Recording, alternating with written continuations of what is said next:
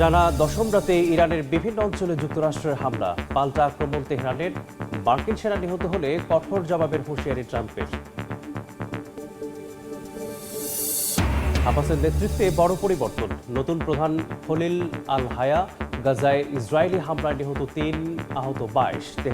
তেল আবিবের উপর চাপ বাড়ানোর অঙ্গীকার ব্রিটিশ প্রধানমন্ত্রীর।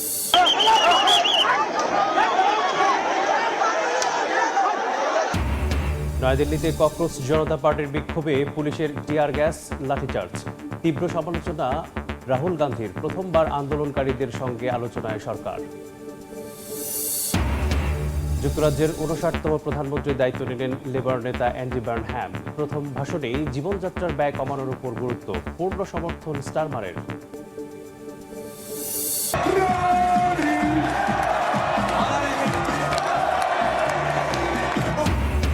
সিবিএস চত্বরে লাখো মানুষের উচ্ছ্বাস, দেশে জমকালো সংবর্ধনা পেল বিশ্ব চ্যাম্পিয়ন স্পেন। সমর্থকদের ভালোবাসায় সিক্ত বিশ্বকাপ জয়ী দল।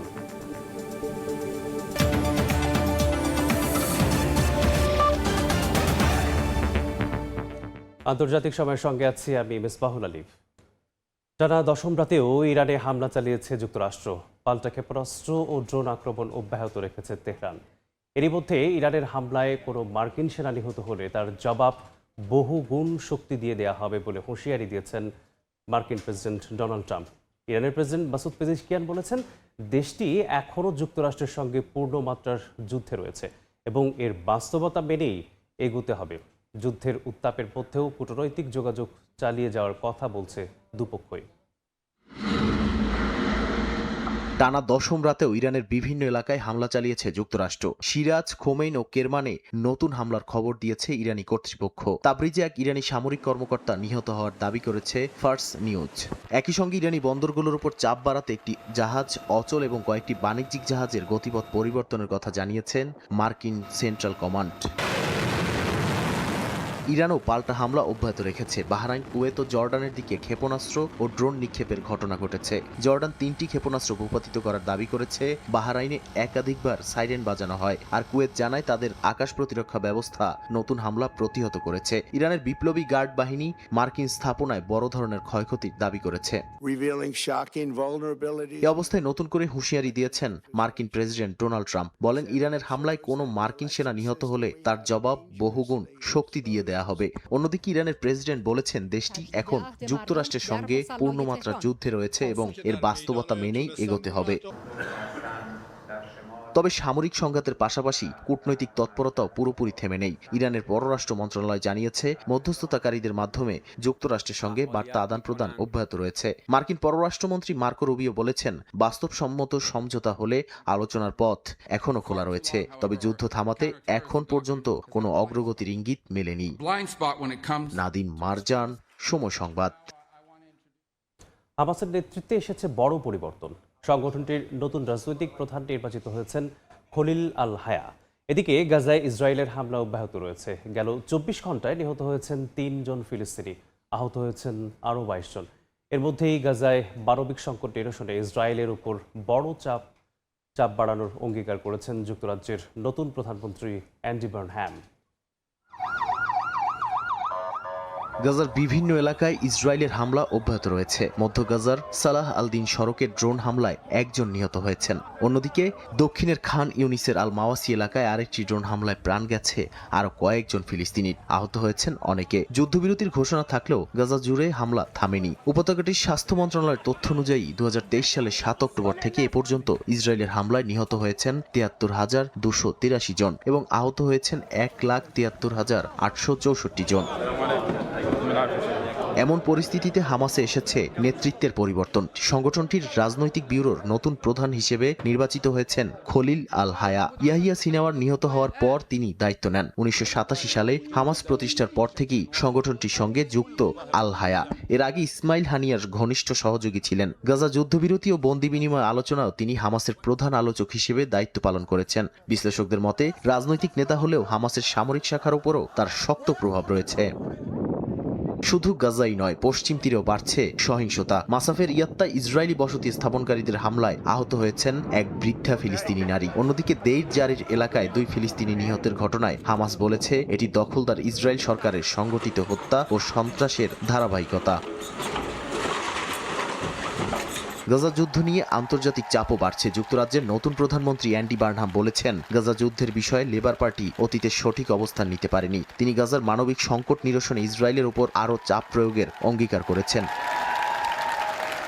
এদিকে দক্ষিণ লেবাননে আবারও হামলা চালিয়েছে ইসরায়েল। দেশটির দক্ষিণাঞ্চলের একটি গ্রামে মোটরসাইকেল লক্ষ্য করে চালানো ড্রোন হামলায় 1 জন নিহত হয়েছেন বলে জানিয়েছে লেবাননের স্বাস্থ্য মন্ত্রণালয়। সর্বশেষ এই হামলার মধ্য দিয়ে সীমান্ত জুড়ে ইসরায়েল হিজবুল্লাহ উত্তেজনা আবারও সামনে এসেছে। নাদিম মারজান, সময় সংবাদ। ইরান যুক্তরাষ্ট্র সংঘাতের মধ্যেই নতুন ফ্রন্ট খুলেছে ইয়েমেন। সৌদি আরবের বিরুদ্ধে তাৎক্ষণিক সামুদ্রিক অবরোধ ঘোষণা করেছে ইরান সমর্থিত হাউথি গোষ্ঠী। এতে লোহিত সাগর ও বাব আল মান্দেব প্রণালীর নিরাপত্তা নিয়ে নতুন উদ্বেগ তৈরি হয়েছে। সৌদি আরবের বিরুদ্ধে আনুষ্ঠানিকভাবে সামুদ্রিক অবরোধ ঘোষণা করেছে ইয়েমেনের ইরান সমর্থিত হাউথি গোষ্ঠী। হাউথি সামরিক মুখপাত্র ইয়াহিয়া সারি বলেন, এই সিদ্ধান্ত তাৎক্ষণিকভাবে কার্যকর হবে এবং এটি চোখের বদলে চোখ নীতির অংশ। তাদের দাবি, সানার আন্তর্জাতিক বিমানবন্দরে হামলা ও ইয়েমেনের উপর অব্যাহত অবরোধের জবাব দিতেই এই পদক্ষেপ নেওয়া হয়েছে। হাউথিরা হুঁশিয়ারি দিয়ে বলেছে, ইয়েমেনের উপর অবরোধ অব্যাহত থাকলে সৌদি আরবের বিরুদ্ধে আরও সামরিক পদক্ষেপ নেওয়া হবে। একই সঙ্গে তারা জানিয়েছেন, স্থল, নৌ ও আকাশ সব ধরনের বিকল্পের জন্য তাদের বাহিনী প্রস্তুত রয়েছে। বিশ্লেষকদের মতে এই অবরোধ কার্যকর হলে বাব আল মান্দেব প্রণালীতে জাহাজ চলাচল মারাত্মকভাবে ব্যাহত হতে পারে। লোহিত সাগরের এই গুরুত্বপূর্ণ নৌপথ দিয়ে সৌদি আরব সহ বিশ্বের উল্লেখযোগ্য পরিমাণ তেল ও পণ্য পরিবহন হয়। নতুন এই পদক্ষেপ বৈশ্বিক জ্বালানি সরবরাহ ও বাণিজ্যের ওপরও প্রভাব ফেলতে পারে বলে মনে করছেন তারা। ইরান যুক্তরাষ্ট্র সংঘাতের মধ্যেই হাউথিদের এই ঘোষণা মধ্যপ্রাচ্যের নিরাপত্তা পরিস্থিতিকে আরও জটিল করে তুলেছে। কূটনৈতিক তৎপরতা চললেও নতুন এই সামুদ্রিক উত্তেজনা আঞ্চলিক সংঘাত আরও বিস্তৃত হওয়ার আশঙ্কা বাড়িয়েছে। নাদিম মারজান, সময় সংবাদ। যুক্তরাজ্যের 59তম প্রধানমন্ত্রী হিসেবে দায়িত্ব নিলেন লেবার নেতা অ্যান্ডি বার্নহ্যাম। 56 বছর বয়সী বার্নহ্যাম কিয়ার স্টারমারের স্থলাভিষিক্ত হলেন। প্রথম ভাষণে জীবনযাত্রার ব্যয় কমানোর উপর গুরুত্ব দেন তিনি। এর আগে আনুষ্ঠানিকভাবে রাজা তৃতীয় চার্লসের কাছে পদত্যাগপত্র জমা দেন স্টারমার। যুক্তরাজ্যের নতুন রাজনৈতিক অধ্যায়ের সূচনা করলেন অ্যান্ডি বার্নহাম। সোমবার দেশটির নতুন প্রধানমন্ত্রী হিসেবে দায়িত্ব নিয়েছেন তিনি। সরকারি বাসভবন 10 নম্বর ডাউনিং স্ট্রিটের বাইরে প্রধানমন্ত্রী হিসেবে প্রথম বক্তব্যে নিজের পরিকল্পনা তুলে ধরেন এই লেবার নেতা। বলেন, জনগণকে স্বস্তি ফিরিয়ে দেওয়ার, রাজনীতিতে স্থিতিশীলতা আনা এবং জীবনযাত্রার ব্যয় কমানোকে গুরুত্ব দেবে তার সরকার। যুক্তরাজ্যের 59তম প্রধানমন্ত্রী হিসেবে দায়িত্ব নেওয়ার আগে রাজা তৃতীয় চার্লসের সঙ্গে সাক্ষাৎ করেন বার্নহাম। এরপরই আনুষ্ঠানিকভাবে সরকার গঠনের দায়িত্ব পান তিনি। সোমবার যুক্তরাজ্যের সদ্য সাবেক প্রধানমন্ত্রী কিয়ার স্টারমার 10 নম্বর ডাউনিং স্ট্রিটে নিজের বিদায়ী ভাষণ দেন। বার্নহামের প্রতি পূর্ণ সমর্থন দিয়ে সর্বাত্মক সাফল্য কামনা করেন। ভাষণের পর স্টারমার রাজা তৃতীয় চার্লসের কাছে আনুষ্ঠানিকভাবে পদত্যাগপত্র জমা দেন। 2017 সাল থেকে গ্রেটার ম্যানচেস্টারের মেয়র হিসেবে দায়িত্ব পালন করা বার্নহাম কোভিড-19 মহামারীর সময় উত্তর ইংল্যান্ডের স্বার্থে জোরালো অবস্থান নিয়ে কিং অব দ্য নর্থ নামে পরিচিতি পান। শুক্রবার লেবার পার্টির নেতা নির্বাচিত হওয়ার পর তিনি বলেন, গত 40 বছরের মধ্যে সবচেয়ে বড় রাজনৈতিক পরিবর্তনের সূচনা করতে চান। শিউলি রোসা, সময় সংবাদ। আন্তর্জাতিক সময় আরও থাকছে। রাশিয়া ইউক্রেনে তীব্র পাল্টাপাল্টি আঘাত। ওডেসা বন্দরের কাছে জাহাজের রুশ হামলায় নিহত অন্তত 10। জবাবে মস্কো ও আশেপাশের এলাকায় কিয়েভের 4 শতাধিক ড্রোনের আঘাত।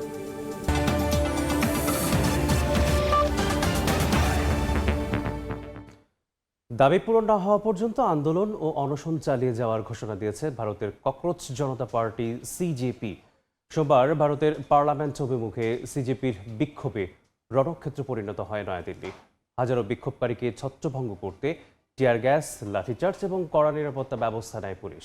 উত্তেজনার মধ্যেই প্রথমবার আন্দোলনকারীদের সঙ্গে আলোচনায় বসে কেন্দ্রীয় সরকার।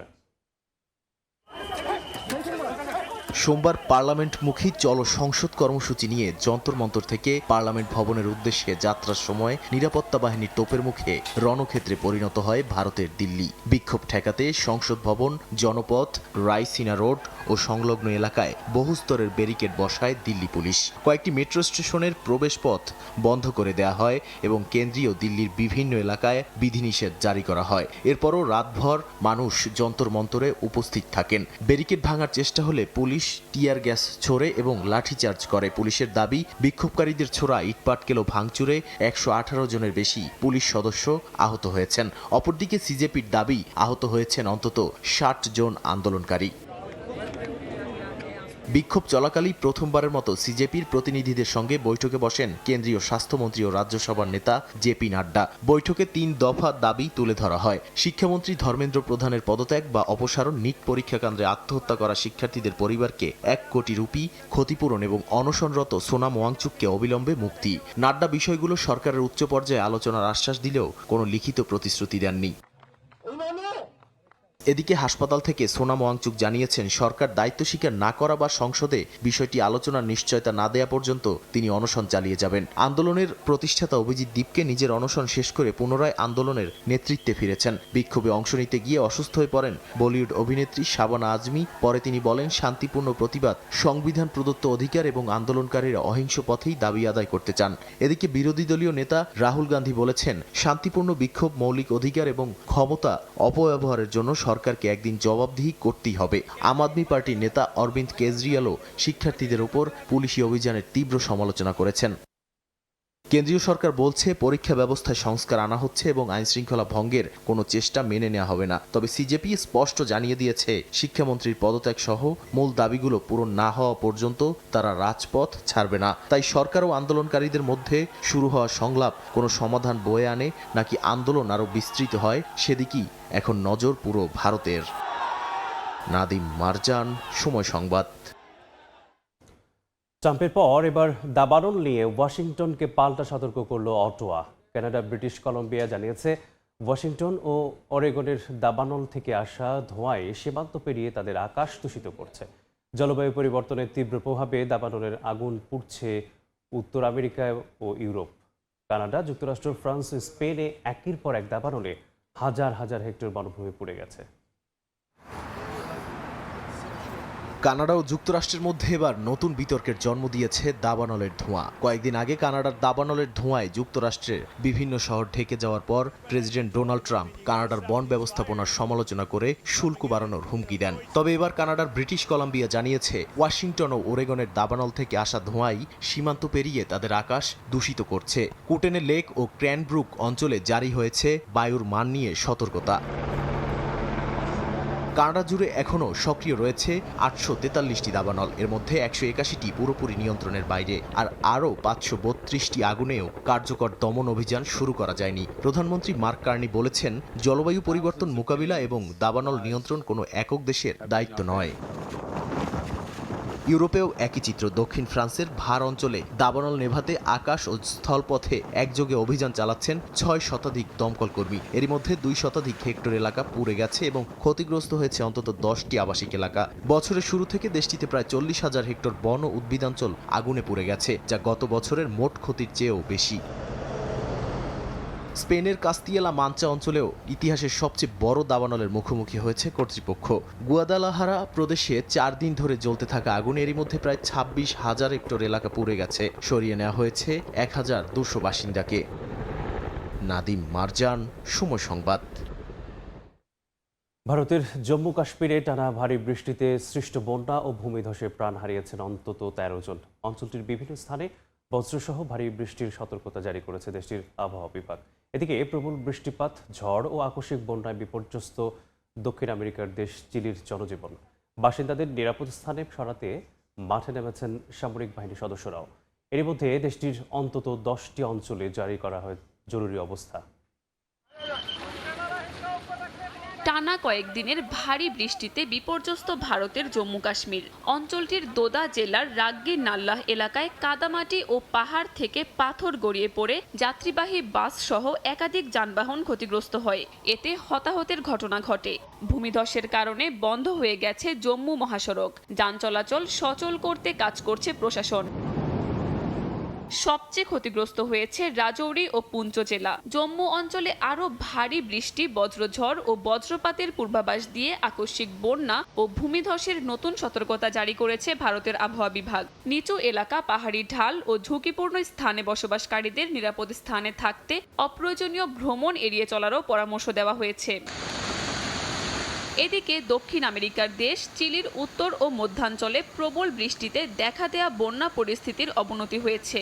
কোকিম্বো ও আতাকামা অঞ্চলে কাদায় ঢেকে গেছে ঘরবাড়ি ও সড়ক। সেনাবাহিনী, দমকল বাহিনী সহ দেশটির সামরিক, পুলিশ বাহিনী যৌথভাবে আটকে পড়া পরিবারগুলোকে উদ্ধারে কাজ করছে। অনেক এলাকায় হেলিকপ্টার ব্যবহার করে ছাদের ওপর আশ্রয় নেওয়া মানুষদের নিরাপদ স্থানে সরিয়ে নেওয়া হয়েছে। আমি সান্তিয়াগোতে বাস করি। ছোটবেলায় অনেক তুষারপাত দেখেছি এখানে, কিন্তু এই পরিমাণ পানি কখনো দেখিনি। দুর্যোগে ওভালে শহরের একটি হাসপাতালের বেশিরভাগ ওয়ার্ড ক্ষতিগ্রস্ত হওয়ায় সেখানে সেনাবাহিনীর ভ্রাম্যমাণ হাসপাতাল পাঠানো হয়েছে। জরুরি সেবা সচল রাখতে সরকার উদ্ধার ও ত্রাণ কার্যক্রম জোরদার করেছে। একই সঙ্গে দেশের 10টি অঞ্চলে জারি করা জরুরি সতর্কতা বহাল রেখে পরিস্থিতি নিবিড়ভাবে পর্যবেক্ষণ করছে কর্তৃপক্ষ। কাকলি আখতার, সময় সংবাদ। রাশিয়া ইউক্রেন যুদ্ধে আরও তীব্র হয়েছে পাল্টাপাল্টি হামলা। ওডেসা বন্দরের কাছে একটি জাহাজে রুশ ক্ষেপণাস্ত্রের আঘাতে নিহত হয়েছেন অন্তত 10 জন। এর জবাবে মস্কো ও আশেপাশের এলাকায় 4 শতাধিক ড্রোন দিয়ে আক্রমণ চালিয়েছে কিয়েভ। হামলা ও প্রাণহানি বাড়তে থাকায় আন্তর্জাতিক মহলেও বাড়ছে উদ্বেগ। দক্ষিণ ইউক্রেনের ওডেসা বন্দরের কাছে গিনি বিসাউয়ের পতাকাবাহী ভুট্টা বোঝাই একটি বাণিজ্যিক জাহাজে ক্ষেপণাস্ত্র হামলা চালিয়েছে রাশিয়া। হামলায় বেশ কয়েকজন নিহত হন। ভারত ও সিরিয়ার নাগরিক সহ 8 নাবিককে জীবিত উদ্ধার করা হয়েছে। রাশিয়ার দাবি, ওডেসা বন্দরের জ্বালানি সংরক্ষণাগার লক্ষ্য করেই হামলা চালানো হয়েছিল। জুলাই মাসে শুধু ওডেসা অঞ্চলেই রুশ হামলায় নিহতের সংখ্যা দাঁড়িয়েছে অন্তত 28 জনে। এর জবাবে মস্কো ও আশপাশের অঞ্চলে রাতভর 4 শতাধিক ড্রোন হামলা চালায় ইউক্রেন। রুশ কর্তৃপক্ষের দাবি, বেশিরভাগ ড্রোন ভূপাতিত করা হলেও বিভিন্ন এলাকায় ভবন ও একটি তেলের ডিপোতে আগুন লাগে। ইউক্রেনের প্রেসিডেন্ট ভলোদিমির জেলেনস্কি জানিয়েছেন, মস্কো অঞ্চলের তেল ডিপো ও রুশ সামরিক সরবরাহ অবকাঠামোতে সফলভাবে আঘাত আনা হয়েছে। একই সময় কৃষ্ণ সাগর ও অ্যাজভ সাগরে 7টি রুশ জাহাজেও হামলার দাবি করেছে কিয়েভ। যুদ্ধের অর্থনৈতিক দিকেও বাড়ছে চাপ। রাশিয়ার বৃহত্তম অনলাইন মার্কেটপ্লেস ওয়াইল্ডবেরিজের একাধিক গুদামে ইউক্রেনের ড্রোন হামলায় ব্যাপক ক্ষয়ক্ষতি হয়েছে। রুশ কর্তৃপক্ষ এ ঘটনাকে সন্ত্রাসী হামলা বললেও ইউক্রেনের দাবি, এসব স্থাপনা সামরিক সরঞ্জাম সংরক্ষণ ও সরবরাহে ব্যবহৃত হচ্ছিল। পাশাপাশি নভরোসিস্কে কাস্পিয়ান পাইপলাইন কনসোর্টিয়ামের তেল টার্মিনালে ড্রোন হামলার অভিযোগ তুলেছে মস্কো, যে কারণে আবারও তেল লোডিং কার্যক্রম স্থগিত করা হয়েছে। এতে বৈশ্বিক জ্বালানি সরবরাহ নিয়ে নতুন উদ্বেগ তৈরি হয়েছে। এদিকে খেরসনে রুশ বাহিনী নতুন ধরনের উচ্চ গতির ডাইভিং ড্রোন ব্যবহার শুরু করেছে বলে জানিয়েছে ইউক্রেন। ঘন্টায় 170 কিলোমিটার বেশি গতিতে নিচে নেমে আসা এসব ড্রোন প্রতিহত করা প্রায় অসম্ভব হয়ে পড়েছে বলে দাবি ইউক্রেনীয় সেনাদের। বেসামরিক এলাকায় হামলা ও প্রাণহানি বাড়তে থাকায় আন্তর্জাতিক মহলেও উদ্বেগ বাড়ছে। কূটনৈতিক পর্যায়েও ইউক্রেনকে সমর্থনের বার্তা দিয়েছে যুক্তরাজ্য। দায়িত্ব নেওয়ার পর প্রথম দিনই প্রেসিডেন্ট জেলেনস্কির সঙ্গে ফোনালাপে নতুন প্রধানমন্ত্রী অ্যান্ডি বার্নহ্যাম বলেন, ইউক্রেনের প্রতি ব্রিটেনের অবস্থানে কোনো পরিবর্তন হবে না এবং রাশিয়ার ওপর চাপ অব্যাহত থাকবে। তিনি জেলেনস্কিকে দ্রুত যুক্তরাজ্য সফরের আমন্ত্রণও জানিয়েছেন। নাদিম মারজান, সময় সংবাদ। কৃত্রিম বুদ্ধিমত্তা ভিত্তিক চিকিৎসা প্রযুক্তিতে নতুন অগ্রগতি দেখালো চীন। 2026 সালের ওয়ার্ল্ড এআই কনফারেন্সে রোগ নির্ণয়, আলঝেইমারের প্রাথমিক শনাক্তকরণ সহ বিভিন্ন উদ্ভাবন বিশ্বজুড়ে চিকিৎসা বিশেষজ্ঞদের দৃষ্টি কেড়েছে। বিশেষজ্ঞদের মতে চিকিৎসা সেবার ঘাটতি কমাতে এআই হতে পারে কার্যকর সমাধান। চীনের কৃত্রিম বুদ্ধিমত্তা ভিত্তিক চিকিৎসা প্রযুক্তি নজর কেড়েছে 2026 সালের ওয়ার্ল্ড এআই কনফারেন্সে। সাংহাই অনুষ্ঠিত এআই কনফারেন্সে চীনের বিভিন্ন প্রতিষ্ঠান চিকিৎসা খাতে এআই ভিত্তিক একাধিক প্রযুক্তি প্রদর্শন করে। এর মধ্যে এমন একটি এআই সিস্টেম রয়েছে যা মাথার এমআরআই স্ক্যান বিশ্লেষণ করে সর্বোচ্চ ৭৪ ধরনের রোগ শনাক্ত করতে সক্ষম। সম্মেলনে অংশ নেওয়া রেডিওলজিস্টরা এই প্রযুক্তির প্রশংসা করেন। 12 words and repeat them. সম্মেলনে ইউনাইটেড ইমেজিং ইন্টেলিজেন্স এমন একটি মোবাইল ভিত্তিক এআই টুল প্রদর্শন করেছে যা স্মার্টফোনের মাধ্যমে সহজ মানসিক সক্ষমতা মূল্যায়ন করে আলঝেইমার রোগের প্রাথমিক লক্ষণ শনাক্ত করতে পারে। প্রতিষ্ঠানটির দাবি, প্রচলিত পরীক্ষার তুলনায় এই প্রযুক্তি পুরো মূল্যায়ন প্রক্রিয়া বিশ্লেষণ করে আরও বিস্তৃত ও নির্ভুল প্রতিবেদন তৈরি করে। বর্তমানে তাদের এআই প্রযুক্তি বিশ্বের ৩০টিরও বেশি দেশ ও অঞ্চলে ব্যবহৃত হচ্ছে। শীর্ষস্থানীয় কয়েকটি হাসপাতালে আমরা আমাদের এআই সমাধান চালু করেছি। আগে তারা দিনে প্রায় 60টি কার্ডিয়াক সিটি এনজিওগ্রাফি স্ক্যান করত। এআই সমাধান চালুর পর সেই সংখ্যা বেড়ে 200টিরও বেশি করোনারি সিটি এনজিওগ্রাফি স্ক্যানে পৌঁছেছে। ভিয়েতনামের কয়েকটি শীর্ষ হাসপাতালে এই প্রযুক্তি চালুর পর হৃদরোগ শনাক্তে সিটি এনজিওগ্রাফি পরীক্ষার সক্ষমতা উল্লেখযোগ্যভাবে বেড়েছে বলে দাবি প্রতিষ্ঠানটির। এদিকে সম্মেলনে চীন আন্তর্জাতিক এআই সহযোগিতা জোরদারে নতুন পরিকল্পনাও ঘোষণা করেছে। শিউলি রোসা, সময় সংবাদ। আন্তর্জাতিক সময় আরও থাকছে। সৌদি আরবে চালু হলো মাল্টিপল এন্ট্রি ওমরা ভিসা। 1 বছরের মধ্যে একাধিকবার ওমরা পালনের সুযোগ পাবেন মুসল্লিরা। জটিলতা কমিয়ে হাজিদের যাতায়াত সহজ করতে এই উদ্যোগ। ফিলিপিন্সে শুরু হয়েছে আসিয়ানের 59তম পররাষ্ট্রমন্ত্রীদের বৈঠক। সপ্তাহব্যাপী এই বৈঠকে অংশ নিচ্ছেন সদস্য দেশগুলোর পররাষ্ট্রমন্ত্রীরা। স্থানীয় সময় সোমবার শুরু হওয়া এই বৈঠকে রাজনৈতিক নিরাপত্তা ও অর্থনৈতিক সহযোগিতা জোরদার সহ নানা বিষয় গুরুত্ব পাবে বলে জানা গেছে। দক্ষিণ পূর্ব এশিয়াকে পারমাণবিক অঞ্চল, অস্ত্রমুক্ত অঞ্চল হিসেবে বজায় রাখতেই south east Asia nuclear weapon free zone চুক্তির বাস্তবায়ন নিয়েও আলোচনা হতে পারে। বৈঠকের শুরুতেই আসিয়ান আন্তঃসরকার মানবাধিকার কমিশনের সঙ্গে মানবাধিকার পরিস্থিতি নিয়েও আলোচনা হবে। ইউরোপীয় ইউনিয়ন সহ যুক্তরাষ্ট্র, চীন, ভারত, জাপান, দক্ষিণ কোরিয়া, রাশিয়া, অস্ট্রেলিয়ার প্রতিনিধিদের সঙ্গে আলাদা বৈঠক অনুষ্ঠিত হবে বলে জানা গেছে। যুক্তরাষ্ট্রের জ্বালানি অবরোধে তীব্র সংকটে থাকা কিউবায় পৌঁছেছে মানবিক সহায়তাবাহী একটি জাহাজ। ইউরোপের বিভিন্ন সংগঠনের পাঠানো 7 টন ত্রাণ সামগ্রী নিয়ে হাভানা বন্দরে ভিড়েছে জাহাজটি। মানবিক সংস্থা ওপেন আর্মস পরিচালিত জাহাজটিতে সোলার প্যানেল, বিভিন্ন যন্ত্রপাতি, খাদ্য, ওষুধ ও প্রয়োজনীয় চিকিৎসা সরঞ্জাম সহ অন্যান্য জরুরি ত্রাণ সামগ্রী আছে, যা সংকটে থাকা সাধারণ মানুষের কাছে পৌঁছে দেওয়া হবে। ইউরোপের 150টি সামাজিক ও নাগরিক সংগঠনের অনুদানে এই সহায়তা পাঠানো হয়েছে। চলতি বছরের জানুয়ারিতে যুক্তরাষ্ট্র কিউবার ওপর জ্বালানি অবরোধ আরোপের পর দেশটির অর্থনৈতিক সংকট আরও তীব্র হয়েছে।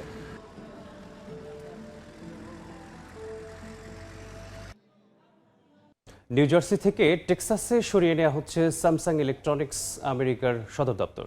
এতে চাকরি হারানোর পথে 739 কর্মী। এদিকে এআই চাপের চাহিদা থাকায় রেকর্ড মুনাফার পথে স্যামসাং, কিন্তু সেই সাফল্যের বিপরীতে চাপ বাড়ছে মোবাইল ও ভোক্তা ইলেকট্রনিক্স ব্যবসায়। যুক্তরাষ্ট্রে বড় পরিসরে জনবল কমাচ্ছে স্যামসাং ইলেকট্রনিক্স। বার্তা সংস্থা রয়টার্স জানায়, নিউ জার্সির অ্যাঙ্গেলউড ক্লিফসে থাকা স্যামসাং ইলেকট্রনিক্স আমেরিকা এসই এর সদর দফতর টেক্সাসে স্থানান্তরের সিদ্ধান্ত নেওয়া হয়েছে। এতে 739 কর্মীকে ছাঁটাইয়ের পথে হাঁটছে প্রতিষ্ঠানটি। তবে এসিএ শুধু ভোক্তা ইলেকট্রনিক্স ব্যবসা পরিচালনা করে, স্যামসাং এর চিপ ব্যবসা এর আওতায় পড়ে না। প্রতিষ্ঠানটি জানায়, বেশিরভাগ কর্মীকে টেক্সাসে স্থানান্তরের প্রস্তাব দেয়া হলেও যারা সে প্রস্তাব গ্রহণ করেনি তাদের চাকরি ছাড়তে হয়েছে। একই সময়ে টেক্সাসের প্লানো অফিসেও মোবাইল বিভাগ সহ বিভিন্ন ইউনিটে প্রায় 100 কর্মীকে ছাঁটাই করা হয়েছে। বিশ্লেষকদের মতে এই ছাঁটাই কেবল সদর দফতরে স্থানান্তরের ফল নয়, এটি স্যামসাং এর দুটি প্রধান ব্যবসার ভিন্ন বাস্তবতাও তুলে ধরা হয়েছে। একদিকে এআই চিপের শক্তিশালী চাহিদায় সেমিকন্ডাক্টর বিভাগ রেকর্ড মুনাফার পথে, অন্যদিকে চিপের দাম বেড়ে যাওয়া, উৎপাদন বৃদ্ধি এবং বাজারে তীব্র প্রতিযোগিতার চাপের মুখে পড়েছে মোবাইল, টেলিভিশন ও গৃহস্থলী ইলেকট্রনিক্স বিভাগ। প্রতিষ্ঠানটি মূলত তাদের অগ্রাধিকার ভিত্তিক ব্যবসায়িক লক্ষ্য অনুসারে কর্মী সংখ্যাকে আরও কার্যকরভাবে সাজাতে চায়, যদিও কর্মীদের মধ্যে আরও ছাঁটাইয়ের শঙ্কা রয়েছে। স্যামসাং বলছে এটি কোনো বৈশ্বিক পুনর্গঠন কর্মসূচি নয়। প্রযুক্তি ও এআইকে কেন্দ্র করে কার্যক্রম আরও সমন্বিত এবং দক্ষ করতেই উত্তর আমেরিকার সদর দফতর টেক্সাসে স্থানান্তর করা হচ্ছে। এরই মধ্যে স্যামসাং জানিয়েছে এআই চিপের চাহিদা বাড়ায় চলতি বছরের দ্বিতীয় প্রান্তিকে তাদের পরিচালন মুনাফা 19 গুণ পর্যন্ত বাড়তে পারে। একই সঙ্গে নতুন চিপ কারখানায় শত শত বিলিয়ন ডলার বিনিয়োগের পরিকল্পনা রয়েছে কোম্পানিটির। এদিকে অ্যাপেলের পাশাপাশি চীনের টিসিএল ও হাইসেন্সের বাড়তি প্রতিযোগিতায় মোবাইল ব্যবসায় মুনাফা ধরে রাখা কঠিন হয়ে পড়েছে। বাজার বিশ্লেষকদের ধারণা, ইতিহাসে প্রথমবারের মতো লোকসানে যেতে পারে স্যামসাংয়ের মোবাইল বিভাগ। ইয়ানুর শিফাত, সময় সংবাদ। জলবায়ু পরিবর্তনের প্রভাবে বিশ্বজুড়ে বাড়ছে প্রাকৃতিক দুর্যোগ। ঝড়, পাহাড়ি ঢল, বন্যা পরিস্থিতি থেকে বাঁচতে প্রশিক্ষণ কেন্দ্র বানিয়েছে চীন, যেখানে কৃত্রিমভাবে ঝড় বন্যা পরিস্থিতি সৃষ্টি করে ট্রেনিং দেওয়া হয়। এরই মধ্যে কেন্দ্রটিতে 1.5 লাখেরও বেশি মানুষ প্রশিক্ষণ নিয়েছেন। আগামী 3 বছরে চীনের আরও 5টি শহরে এমন কেন্দ্র চালুর পরিকল্পনা রয়েছে। প্রচণ্ড স্রোতে ভেসে যাচ্ছে মানুষ। ঝড়ো বাতাসে দাঁড়িয়ে থাকাই যেন কঠিন। চারদিকে শুধু পানি আর বৃষ্টির তাণ্ডব। তবে এটি সত্যিকারের কোনো বিপর্যয়ের ঘটনা নয়। বাস্তবে টাইফুন বা আকস্মিক বন্যার সময় কী পরিস্থিতি হতে পারে তা মানুষকে শেখাতেই এমন পরিবেশ তৈরি করেছে চীন। চীনের পূর্বাঞ্চলের হাংজৌ শহরের লুশিং ডিজাস্টার সিমুলেশন ট্রেনিং সেন্টারে এই প্রশিক্ষণের আয়োজন করা হয়। সেখানে অংশগ্রহণকারীদের বিশেষ পোশাক, হেলমেট ও নিরাপত্তা সরঞ্জাম পরিয়ে বাস্তবের মতো পরিবেশে নেওয়া হয়। ট্রেনিংয়ে ঘন্টায় 165 কিলোমিটার গতির ঝড়ো বাতাস সঙ্গে মুষলধারের বৃষ্টির পরিস্থিতি তৈরি করা হয়। আবার সেন্টারের অন্য একটি অংশে 900 টন পানি ছেড়ে পাহাড়ি ঢলের বিপজ্জনক পরিস্থিতি তৈরি করা হয়। একই সঙ্গে ছিল শহরে জলাবদ্ধতার মতো পরিবেশে 400 টন পানির মধ্যে হাঁটার অনুশীলনও। 2025 সালে মে মাসে চালু হওয়ার পর থেকে এই কেন্দ্রে 1,60,000-এর বেশি মানুষ প্রশিক্ষণ নিয়েছেন। আগামী 3 বছরে চীনের আরও 5টি শহরে এমন কেন্দ্র চালুর পরিকল্পনা রয়েছে। সেখানে আগুন লাগা ও ভূমিকম্পের মতো দুর্যোগ মোকাবিলার প্রশিক্ষণও দেওয়া হবে। 2027 সালের এল নিনো পরিস্থিতি বেশ তীব্র হতে পারে। এতে টাইফুন ও অতি ভারী বৃষ্টির মতো চরম আবহাওয়া আরও বাড়তে পারে। এমনটা হবেই তা নিশ্চিত নয়, তবে আমার মনে হয় আগে থেকে প্রস্তুত থাকাই সবচেয়ে ভালো। বিশেষজ্ঞদের মতে জলবায়ু পরিবর্তনের প্রভাবে চীনের টাইফুন, ভারী বৃষ্টি ও আকস্মিক বন্যার ঘটনা বাড়ছে। চলতি বছর এল নিনোর প্রভাবে আরও শক্তিশালী টাইফুনের আশঙ্কাও রয়েছে। চীনের জাতীয় জলবায়ু কেন্দ্র জানিয়েছে, জুলাই মাসে উত্তর পশ্চিম প্রশান্ত মহাসাগর ও দক্ষিণ চীন সাগরে গড়ে যতটি টাইফুন সৃষ্টি হয়, এবার তার চেয়েও বেশি টাইফুন হতে পারে। ইশিতা আক্তার, সময় সংবাদ। সৌদি আরবে চালু হয়েছে 1 বছর মেয়াদী মাল্টিপল এন্ট্রি ওমরাহ ভিসা। নতুন এ ব্যবস্থায় উক্ত সময়ের মধ্যে একাধিকবার ওমরাহ পালনের সুযোগ পাবেন মুসল্লিরা। ভিসা জটিলতা কমিয়ে ধর্মপ্রাণ মুসলমানদের যাতায়াত সহজ করতেই এমন উদ্যোগ নিয়েছে দেশটির হজ ও ওমরাহ মন্ত্রণালয়। তবে হজ মৌসুম অর্থাৎ জিলকত মাসের 1 থেকে 13 তারিখ পর্যন্ত এই ভিসা কার্যকর থাকবে না। প্রতিটি ধর্মপ্রাণ মুসল্লির স্বপ্ন থাকে পবিত্র কাবা শরীফে গিয়ে ওমরা পালনের, কিন্তু ভিসা জটিলতা, স্বল্প মেয়াদ কিংবা সময় মতো সাশ্রয়ী বিমান টিকিট না পাওয়ার কারণে অনেকের সে ইচ্ছা পূরণ হয় না। এসব ভোগান্তি কমাতেই 1 বছর মেয়াদী মাল্টিপল এন্ট্রি ওমরা ভিসা চালু করেছে সৌদি আরবের হজ ও ওমরা মন্ত্রণালয়। নতুন এই ভিসায় 365 দিনের মধ্যে একাধিকবার সৌদি আরবে ওমরা পালন করা যাবে। তবে 1 বছরে অবস্থানের সর্বোচ্চ সীমা 90 দিন। সৌদি কর্তৃপক্ষ বলছে, এই উদ্যোগ সৌদি ভিশন 2030 এবং পিলগ্রিম এক্সপিরিয়েন্স প্রোগ্রাম এর অংশ। এর লক্ষ্য ওমরা যাত্রীদের যাতায়াত আরও সহজ করা এবং সেবার মান উন্নত করা। তবে প্রতিবার ওমরা পালনের আগে নুসুক প্ল্যাটফর্মের অনুমোদিত সেবা প্রদানকারীর কাছ থেকে সার্ভিস প্যাকেজ নিতে হবে। পাশাপাশি নুসুক অ্যাপের মাধ্যমে ওমরার পারমিট সংগ্রহ করাও বাধ্যতামূলক। মাল্টিপল ভাবে বছরের মধ্যে যতবার ইচ্ছা ততবারই আসতে পারতেছেন। যারা চাকরিজীবী আছে, যারা তাদের নির্দিষ্ট সময় ছাড়া ওমরা করার সুযোগ পাচ্ছেন না, এই ফলে তারা এই ওমরাটা যে কোনো সময় তারা করার একটা সুযোগ পাবে। নতুন এই ভিসার আরেকটি বিশেষ দিক হলো প্রতিবার সৌদি আরব ছাড়ার পর ভিসাটির সাময়িক নিষ্ক্রিয় হয়ে যাবে। পরবর্তী সফরের শর্ত পূরণ হলেই এটি আবার স্বয়ংক্রিয়ভাবে সক্রিয় হবে। তবে হজ মৌসুমে অর্থাৎ জিলকদ মাসের 1 তারিখ থেকে হজের 13 তারিখ পর্যন্ত এই মাল্টিপল এন্ট্রি ওমরা ভিসা কার্যকর থাকবে না বলে জানিয়েছে সৌদি কর্তৃপক্ষ। আরিফুর রহমান, সময় সংবাদ, সৌদি আরব। মালয়েশিয়ায় 37তম আন্তর্জাতিক মেশিনারি ফেয়ারে টানা তৃতীয়বারের মতো অংশ নিয়েছে বাংলাদেশ। 14টি শীর্ষস্থানীয় প্রতিষ্ঠান তাদের বিশ্বমানের প্লাস্টিক ও প্যাকেজিং পণ্য প্রদর্শন করছে। মেলার উদ্বোধনী দিনে বাংলাদেশ প্যাভিলিয়ন পরিদর্শন করে ভূয়সী প্রশংসা করেছেন মালয়েশিয়ার deputy minister of works Ahmad Salman. কুয়ালালামপুরে অনুষ্ঠিত হয়ে গেল উৎপাদন, প্যাকেজিং, প্লাস্টিক ও খাদ্য প্রক্রিয়াকরণ খাতের অত্যাধুনিক প্রযুক্তির অন্যতম বৃহৎ আঞ্চলিক মেলা মালয়েশিয়া ইন্টারন্যাশনাল মেশিনারি ফেয়ার 2026। দেশটির আন্তর্জাতিক বাণিজ্য ও প্রদর্শনী কেন্দ্রে আয়োজিত 3 দিনব্যাপী এই মেলায় বাংলাদেশ সহ 10টি দেশের 4.5 শতাধিক প্রতিষ্ঠান অংশ নিয়েছে। প্রদর্শন করা হয়েছে আন্তর্জাতিক মানসম্পন্ন ফ্লেক্সিবল প্যাকেজিং, দৃষ্টিনন্দন গৃহস্থালী সামগ্রী ও প্লাস্টিকের খেলনা। আমাদের যে বিশ্ববিখ্যাত যে পণ্যগুলি রয়েছে প্লাস্টিকের, সেগুলি যেন মালয়েশিয়ার বাজারে প্রচলন করা যায়। আমরা বাংলাদেশকে রিপ্রেজেন্ট করে চাচ্ছি আমাদের প্রোডাক্টগুলো এই মার্কেটে পেনিট্রেট করাতে, এবং we are getting all support from our high commission in Malaysia. যে বাংলাদেশ যদি আমরা এখানে রেগুলার পার্টিসিপেট করতে পারি, তাহলে আমাদের প্লাস্টিক প্রোডাক্ট আমরা বহির্বিশ্বে একটা ভালো মার্কেট সৃষ্টি করতে পারবো। বিশ্বাসই করতে পারেনি এই প্রোডাক্ট বাংলাদেশে তৈরি হয়, এবং যে কোনো তারা বলেছে যে Bangladesh is coming promising market for the plastic industry. আনুষ্ঠানিক উদ্বোধন শেষে বাংলাদেশ প্যাভিলিয়ন পরিদর্শন করেন মালয়েশিয়ার deputy minister of works Ahmad Maslan. এই মেলার মাধ্যমে মালয়েশিয়ার বাজারে বাংলাদেশি পণ্যের অবস্থান আরও সুদৃঢ় হবে বলে আশা প্রকাশ করেন তিনি।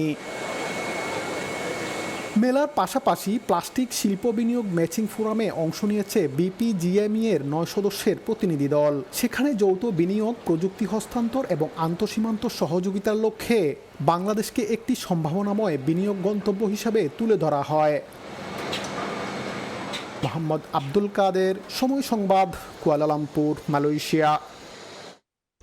হাজার হাজার মাইল দূরে কানাডায় মিলন মেলা করল চট্টগ্রাম প্রবাসীরা।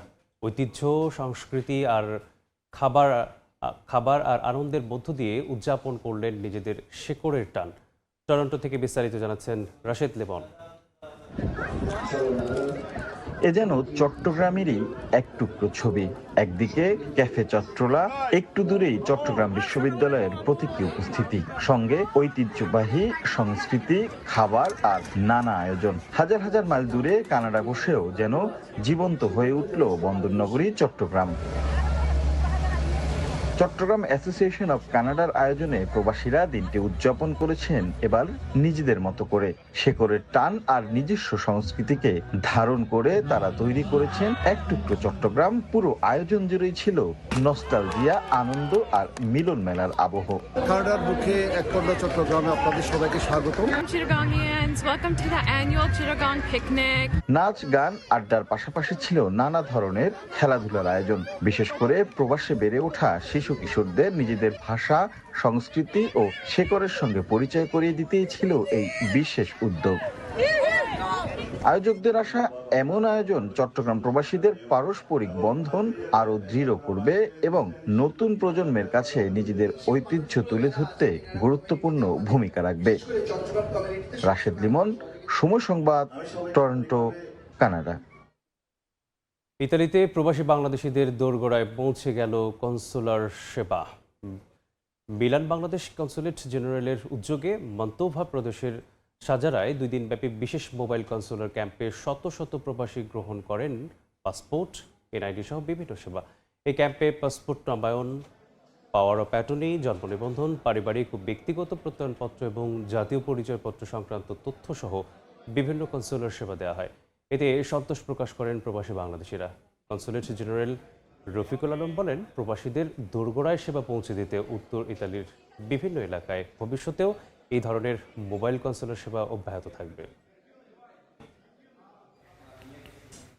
দেখছেন আন্তর্জাতিক সময়।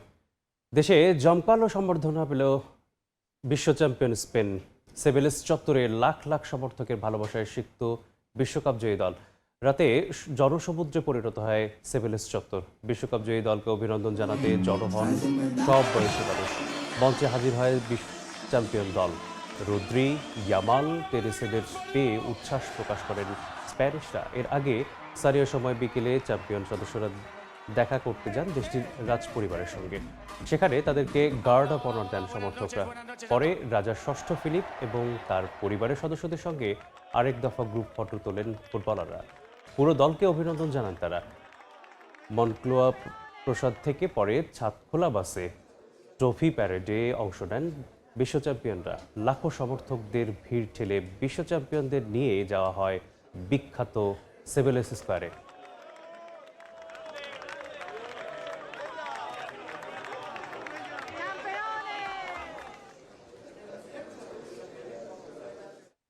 ষোলো বছর পর আবারও সেই চিরচেনা সকাল, তবে আজ ভোরের আলোতে মিশে আছে এক অন্যরকম ভালো লাগা।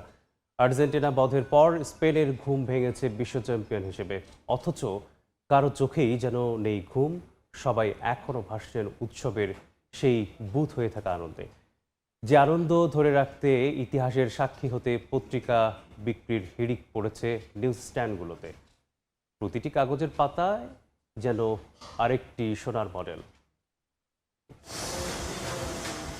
বিশ্বজয়ের পর স্পেনের প্রথম সকালটা আর 10টা সকালের মতো ছিল না। রাতের দীর্ঘ উৎসব শেষে চোখ জুড়ে ক্লান্তির কথা থাকলেও মাদ্রিদের রাস্তায় শুধুই আনন্দের অনুরণন। 16 বছর পর আবারও বিশ্ব ফুটবলের সিংহাসনে লা রোহারা, সেই টানটান উত্তেজনা আর অতিরিক্ত সময়ে ফেরান তোরেসের জাদুকরি গোল, সব যেন এখনো জীবন্ত স্প্যানিশদের চোখে মুখে। ঐতিহাসিক মুহূর্তটাকে ফ্রেমবন্দি করে রাখতে সকাল সকাল মানুষ ছুটেছেন নিউজ স্ট্যান্ডগুলোতে। স্পেনের পতাকায় শরীর জড়িয়ে পত্রিকার কপি সংগ্রহ করেছেন অনেকে, যেন এই কাগজ শুধু খবর নয়, একটা চিরস্থায়ী স্মারক। আজকে ঘুম থেকে ওঠার পরও মনে হচ্ছে আমরা যেন এখনো সেই উত্তেজনার ঢেউর উপর ভাসছি। সত্যি বলতে ম্যাচ জেতার পর এই আনন্দটা ধরে রাখতে আমরা পত্রিকাও কিনেছি, যাতে এটা সবসময় বাড়িতে সংগ্রহ রেখে দিতে পারি। একদিন আগে শেষ হয়ে যাওয়া ম্যাচের বিশ্লেষণ করতেও পিছপা হচ্ছেন না অনেকে। এখনো খুঁজে বেড়াচ্ছেন এই দারুণ পারফরমেন্সের পেছনের গল্প। তারা দুর্দান্ত খেলেছে, এক কথায় অসাধারণ। অন্যদিকে মেসিকে তো মাঠেই খুঁজে পাওয়া যায়নি। স্পেনকে নিয়ে যারা নানা কথা বলছিল, আমাদের সামর্থ্য নিয়ে প্রশ্ন তুলছিল, তাদের উদ্দেশ্যে বলবো, দেখো আজ আমরা কোথায়। স্পেনের এই উৎসবে সামিল হতে আর বিশ্বজয়ের সাক্ষী হতে মাদ্রিদের রাস্তায় ভিড় জমিয়েছেন বহু বিদেশি পর্যটক। পুরো শহরের এই বাঁধ ভাঙা জোয়ারে গা ভাসিয়েছেন তারাও। অসাধারণ, সত্যি অবিশ্বাস্য একটা অভিজ্ঞতা। চমৎকার একটা উৎসব হচ্ছে এখানে। আমি নিজে ব্রাজিলিয়ান হয়েও এখানকার উন্মাদনা দেখে পুরোপুরি মুগ্ধ। সুভেনির শপগুলোতে জার্সি আর স্কার্ফ কেনার ধুম পড়ে গেছে। বিশ্বজয়ের এই আনন্দ যে আরো বহুদিন স্পেনের আকাশ বাতাসকে মাতিয়ে রাখবে তার বলার অপেক্ষা রাখে না। নিয়ন মোহাইমিন, সময় সংবাদ। বার্লিনের পর এবার নিউ জার্সি। 2 বছর আগে ইউরোপ জয়ের পর এবার আর্জেন্টিনাকে হারিয়ে বিশ্বমঞ্চের মুকুটও মাথায় তুলল স্পেন। গত 5 বছরে বয়সভিত্তিক দল থেকে শুরু করে সিনিয়র পর্যায়ে নারী থেকে পুরুষ সব মিলিয়ে রেকর্ড 16টি আন্তর্জাতিক শিরোপা জিতেছে লা রোহারা। তবে ফুটবল দুনিয়ায় স্পেনের এই একচ্ছত্র আধিপত্য কোনো আকস্মিক রূপকথা নয়, বরং দীর্ঘমেয়াদী আর নিখুঁত এক পরিকল্পনার ফসল। আর্জেন্টিনাকে হারিয়ে স্পেনের বিশ্বজয় প্রমাণ করে ফুটবল মানচিত্রে তাদের রাজত্ব কোনো ফ্লুক বা হঠাৎ পাওয়া ভাগ্য নয়। এর পেছনে রয়েছে নিখুঁত এক স্প্যানিশ মাস্টার ক্লাস। নারী এবং পুরুষ উভয় ফুটবলেই তারা এখন বর্তমান বিশ্ব চ্যাম্পিয়ন। ফুটবল ইতিহাসে এমন অলরাউন্ড কীর্তি নেই আর কোনো দেশের। তৃণমূলের সঠিক বিনিয়োগ আর নিখুঁত কাঠামোর উপর ভর করেই আজ ফুটবল বিশ্বে স্পেনের এই একচ্ছত্র আধিপত্য। 2022 সালের ডিসেম্বরে লুইস দে লা ফুয়েন্তেকে যখন প্রধান কোচ করা হয়, অনেকেই তখন সংশয় প্রকাশ করেছিলেন, কিন্তু স্প্যানিশ ফেডারেশন জানতো তারা কি করছে।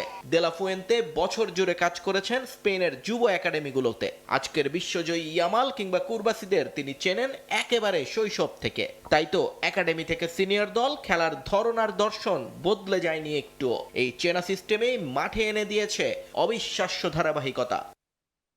একই সমান্তরালে স্পেনের নারী ফুটবলও পার করেছে এক নীরব বিপ্লবের দশক। মাত্র 10 বছর আগেও যেখানে মেয়েদের নিজস্ব যাতায়াত খরচ দিয়ে বিনা পারিশ্রমিকে খেলতে হতো, সেখানে লা মাসিয়া সহ স্পেনের শীর্ষ একাডেমিগুলো মেয়েদের জন্য তৈরি করেছে বিশ্বমানের সুযোগ সুবিধা, যার ফলশ্রুতিতে 2023 সালের বিশ্বকাপ জয়ের পর 2024 এবং 2025 সালে টানা নেশনস লিগ ঘরে তোলে স্পেনের নারীরা।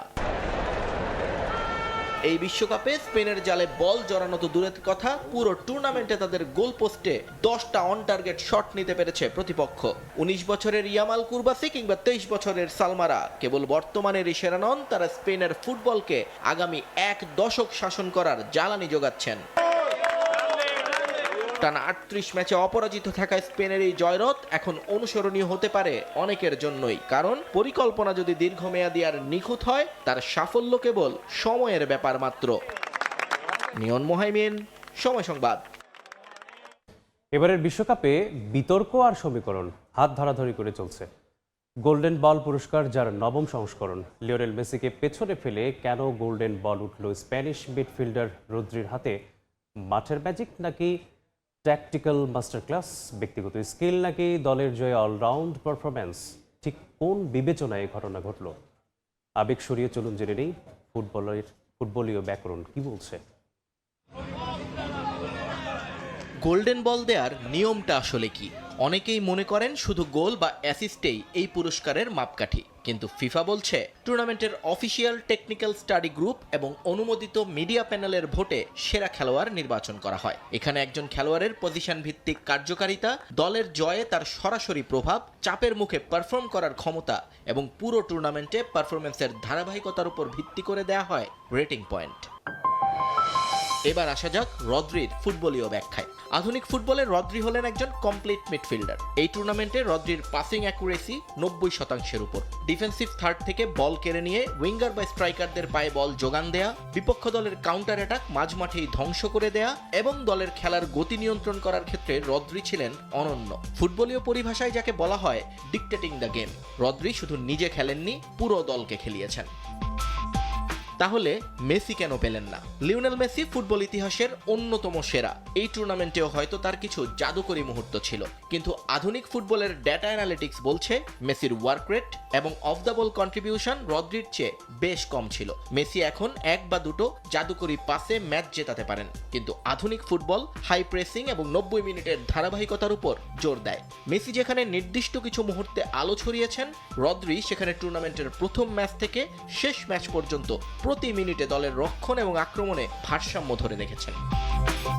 সহজ কথায়, মেসি যদি হন ফুটবলের কবিতা, রদ্রি তবে নিখুঁত গাণিতিক সমীকরণ। আর টুর্নামেন্টের টেকনিক্যাল কমিটি এবার কবিতার চেয়ে মাঠের কার্যকারিতা এবং ট্যাকটিক্যাল ধারাবাহিকতাকেই বেশি নম্বর দিয়েছে। আর ঠিক এই ফুটবলীয় কারণেই মেসির জনপ্রিয়তাকে ছাপিয়ে গোল্ডেন বলের ট্রফিটা উঠেছে রদ্রির হাতে। নিয়ন মোহাইমিন, সময় সংবাদ। স্পেনের কাছে বিশ্বকাপ হারিয়ে নিস্তব্ধ আর্জেন্টিনার বুয়েনোস আইরেস। শহরের আকাশে বাতাসে নিঃশব্দ আর নীরবতা থাকলেও শিরোপার মঞ্চে ওঠায় গর্বিত সমর্থকরা। শহরে কোলাহল আছে, কিন্তু নেই কোনো ব্যস্ততা, মানুষের নেই কোনো দ্রুত পৌঁছানোর তাড়না। এ যেন এক হারেই আর্জেন্টিনার রাজধানী বুয়েনোস আইরেসকে থমকে দিয়েছে স্প্যানিশরা। এখানেই উৎসবের রং ছড়ানোর কথা ছিল মেসি ডিপলদের। চ্যাম্পিয়নদের বরণ করে নিতে কত শত না প্রস্তুতিও সেরে রেখেছিল দেশটির সরকার থেকে সাধারণ মানুষরা। এক ম্যাচেই সব হিসেব নিকেশ পাল্টে দিয়েছে। নিস্তব্ধ নগরীতে বিলবোর্ড, পত্রিকা ও ব্যানারে নিজেদের উজ্জীবিতর বার্তা। স্প্যানিশে লেখা ভেসে উঠেছে এগিয়ে চলো আর্জেন্টিনা। গত কয়েক বছরে জাতীয় দল যা করেছে তা অভূতপূর্ব ও অসাধারণ। তারা সবাই অসাধারণ। মেসি সেরা, আর স্কলানি ও পুরো কোচিং স্টাফ মিলে যা করেছেন তা সত্যি এক অনন্য অর্জন। উত্তর আমেরিকায় আর্জেন্টিনা গিয়েছিল শিরোপা ডিফেন্ড করতে। কাজটি ছিল কঠিন। ইতালি, ব্রাজিল ছাড়া আর কেউ হতে পারেনি টানা দ্বিতীয়বারের চ্যাম্পিয়ন। সেই ইতিহাস গড়ার খুব কাছে গিয়েও পারেনি আলবিসেলেস্তারা। তাতে দেশটির সমর্থকদের মন ভাঙলেও গর্বিত আর্জেন্টিনার এই দলকে নিয়ে। আমার মনে হয় তারা নিজেদের সবটুকু উজাড় করে দিয়েছে। সত্যি বলতে আমি তাদের নিয়ে গর্বিত। মানুষের ভালোবাসাটা এখানে স্পষ্ট ছিল। আমার মতে তারা দুর্দান্ত একটা বিশ্বকাপ উপহার দিয়েছে, আর আমার মনে হয় এক সময় না এক সময় তো হারার পালা আসবেই। 2026 মেসির সেই বিশ্বকাপ বলেই ধরা হচ্ছে, তাই আরও একবার মেসির হাতে এই স্বর্ণালী ট্রফিটি দেখতে চেয়েছিলেন ভক্ত সমর্থকরা, কিন্তু হয়নি। তবে আর্জেন্টাইনদের তা নিয়ে খুব একটা আক্ষেপও নেই। মেসি আমাদের জন্য যা কিছু দেয়ার তা আগেই দিয়ে দিয়েছেন, তার আর নতুন করে কিছুই দেওয়ার প্রয়োজন নেই। তিনি তার সমস্ত শক্তি, আবেগ ও জাদুকরী নৈপুণ্য আর্জেন্টিনাবাসীর জন্য উজাড় করে দিয়েছেন। মাদ্রিদে চলছে বিশ্ব চ্যাম্পিয়নদের উৎসব, যেটা হওয়ার কথা ছিল বুয়েন্স আইরেসে, কিন্তু সেটা হয়নি। তবে আর্জেন্টিনা ফাইনালে পৌঁছানোই দেশটির প্রেসিডেন্ট হাভিয়ের মিলেই পুরো দলকে সংবর্ধনা ও একদিনের সরকারি ছুটি ঘোষণা করেছেন। তবে সেটা এখনই হচ্ছে না, কারণ আর্জেন্টিনার পুরো দল নিউ জার্সি থেকে দেশে ফিরছে না। জিহাদ আল হাসান, সময় সংবাদ। হেরে যাওয়ার পর মাঠে দুই স্প্যানিশ ফুটবলারের গায়ে হাত তোলেন আর্জেন্টাইন ফুটবলার পারদেস। এ নিয়ে বিশ্বজুড়ে শুরু হয়েছে তীব্র সমালোচনার ঝড়। যদিও ভক্ত সমর্থকরা বলছেন ম্যাচ হেরে গিয়ে আবেগ ধরে রাখতে না পেরেই এই কাণ্ড ঘটিয়েছে পারদেস। শুধু মাঠের খেলোয়াড়দের মধ্যেই না, ক্ষোভ আবেগের বহিঃপ্রকাশ দেখা গেছে বুয়েন্স আইরেসের রাস্তায়ও। কেউ বলছে ডার্টি ফুটবল, আবার কেউ বলছে ডিসগ্রেসফুল। ম্যাচের শেষ বাঁশি বাজার পরেই মাঠের আগ্রাসী আর্জেন্টাইন ফুটবলার লিয়ান্দ্রো পারেদেস রীতিমতো তেড়ে গিয়ে আক্রমণ করেন স্পেনের দুই ফুটবলারকে। স্প্যানিশ ডিফেন্ডার এরিক গার্সিয়ার সঙ্গে বাকবিতণ্ডার এক পর্যায়ে তাকে ঘুষি মারেন। সতীর্থকে বাঁচাতে থিয়াগো আলমাদা গাভি এগিয়ে আসলে তাকেও ধাক্কা দিয়ে সরিয়ে দেওয়ার চেষ্টা করেন এবং পারেদেস গাভির মুখে আঘাত করেন। একজন আন্তর্জাতিক মানের খেলোয়াড়ের আচরণ কেন এত উদ্ধত্তপূর্ণ তা নিয়ে উঠেছে সমালোচনার ঝড়। এ ধরনের ব্যবহার খেলার সৌন্দর্য নষ্ট করে বলে মতামত তাদের। যে পারেদেস আলবিসেলেস্তেদের হয়ে ম্যাচে কোনো কিছুই করতে পারেননি, তার আচরণ এমন কেন হবে প্রশ্ন দর্শকদের। শুধু পারেদেসই নয়, লাল কার্ড পেয়ে মাঠ ছেড়ে যাওয়ার সময় মাইক্রোফোনে লাথি মারেন এনজো ফার্নান্দেস। তবে আবার অনেক ভক্ত সমর্থকরা বলছেন ম্যাচ হেরে চূড়ান্ত আবেগের বহিঃপ্রকাশ করেছেন পারেদেস। আর্জেন্টিনা বিশ্ব চ্যাম্পিয়ন না হতে পারলেও মাঠে উপস্থিত আর্জেন্টাইনদের মেসি মেসি ধ্বনিতে ছেয়ে যায় মেটলাইফ স্টেডিয়াম। আর সে সময় নিজের চোখের পানি আর ধরে রাখতে পারলেন না লিওনেল মেসি।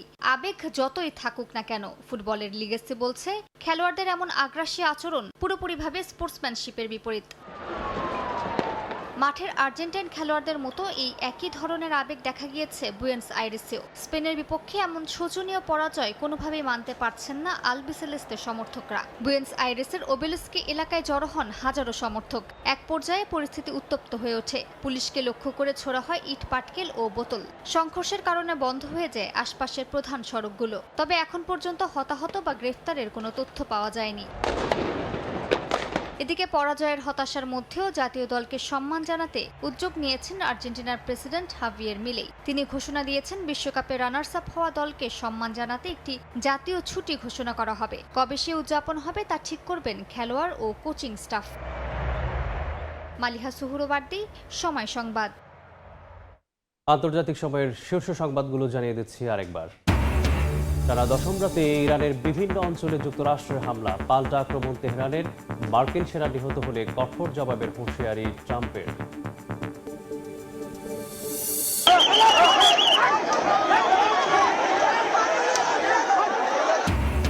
নয়াদিল্লিতে ককরোচ জনতা পার্টির বিক্ষোভে পুলিশের টিয়ার গ্যাস, লাঠিচার্জ। তীব্র সমালোচনা রাহুল গান্ধীর।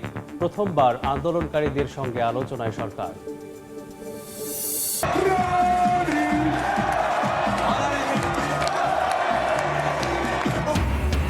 সিভিলিস চত্বরে লাখো মানুষের উচ্ছ্বাস। দেশে জমকালো সম্বর্ধনা পেল বিশ্ব চ্যাম্পিয়ন স্পেন। সমর্থকদের ভালোবাসায় সিক্ত বিশ্বকাপ জয়ী দল।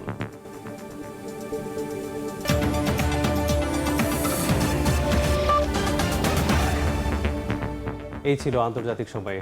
এরপর সকাল 10টার সময় সংবাদ নিয়ে আসছি কিছুক্ষণ পর। সঙ্গেই থাকুন সময়।